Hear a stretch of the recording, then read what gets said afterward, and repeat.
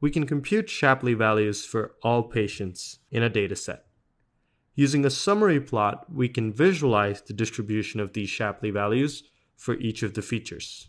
So for the first patient, let's call them patient K, we can plot the patient's Shapley value for age.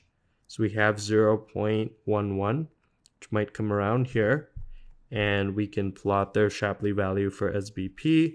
This is going to come to 0.12. And DBP, which is at the same point. And we can do so for every such patient in this data set to get the distribution of Shapley values for all patients. Here we can see that the H feature has large positive and negative importance values for many patients in this data set. One challenge here is that we can't tell whether we have high Shapley values for these patients because they're very old or because they're very young or a mixture of the two. To solve this, we can color the points in the summary plot based on the feature value. Red here is a high feature value, which means that when a point is red, for age, this means that a patient is old. Similarly, a blue point is when the feature value is low. For age, this means that a patient is young.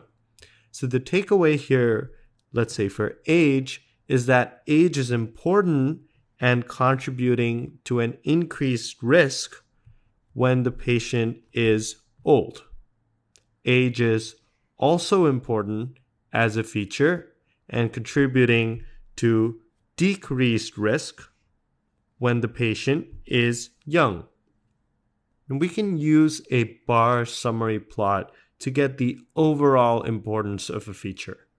We compute the overall importance by taking the absolute value of the Shapley values for all patients and then taking the average of those Shapley values for each of the features. So that way we get the average of the absolute value of the Shapley values and are able to say that age is the most important feature overall, thus allowing us to go from individual Shapley values to global importances in a population.